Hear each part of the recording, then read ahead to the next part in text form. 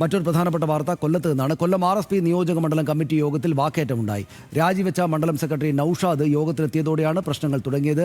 വിവരങ്ങളുമായി ഷമീർ ചേരുന്നു. ഷമീർ, രാജിവെച്ച നേതാവ് എന്തിനാണ് യോഗത്തിലേക്ക് വന്നത് എന്ന സ്വാഭാവികമായ ചോദ്യമുണ്ടാകും. എന്താണ് അതിൽ നടക്കുന്നത്? RSPയുടെ ഇരേവരും സീറ്റുമായി ബന്ധപ്പെട്ട് വലിയ വിഭാഗീയതയാണ് RSPയിൽ നിലനിൽക്കുന്നത്. പ്രേമചന്ദ്രൻ വിഭാഗവും ഷിബു ബേബി ജോൺ വിഭാഗവും തമ്മിലാണ് ഈ പോര് മുറുകുന്നത്. ഇതുമായി ബന്ധപ്പെട്ട് കഴിഞ്ഞ ദിവസം ഒരു മാധ്യമത്തിലൂടെ ഇരേവരം മണ്ഡലം secretary N Naushad RSP revolutionary Premachandran party എന്ന് പറയുകയും പിന്നീട് പാർട്ടിയിൽ നിന്ന് രാജിവെക്കുകയാണെന്നും അദ്ദേഹം പറയുകയും ചെയ്തു. പക്ഷേ പാർട്ടി തല നടപടി അദ്ദേഹത്തിനെതിരെ എടുത്തിട്ടില്ല. ഇതിനുശേഷമാണ് ഇപ്പോൾ കൊല്ലത്ത് അവരുടെ മണ്ഡലം കമ്മിറ്റി വിളിച്ചു ചേർത്തത്. അത് നൌഷാദ് തന്നെയാണ് ഈ മണ്ഡലം കമ്മിറ്റി വിളിച്ചു ചേർത്തത്.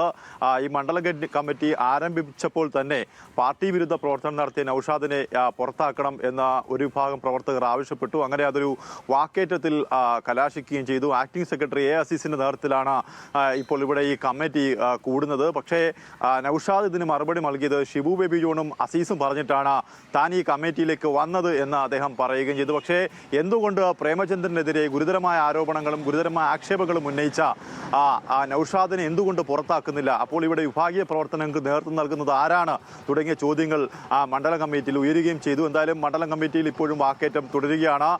ഒരു സംഘർഷ സാധ്യത മണ്ഡലം കമ്മിറ്റിയിലുണ്ട്. പ്രവർത്തകർ ചേരി തിരിഞ്ഞിരുന്നുകൊണ്ടാണ് ഇപ്പോൾ ഈ മണ്ഡലം കമ്മിറ്റി നടത്തുന്നത്. എന്തായാലും നൌഷാദിനെ പുറത്താക്കിയാൽ മാത്രമേ സുഗമമായി ഈ മണ്ഡലം കമ്മിറ്റി മുന്നോട്ട് കൊണ്ടുപോകാൻ സാധിക്കൂ എന്നാണ് ഇപ്പോൾ പ്രവർത്തകർ ഒരു ഭാഗം ആവശ്യപ്പെടുന്നത്. സനീഷ്.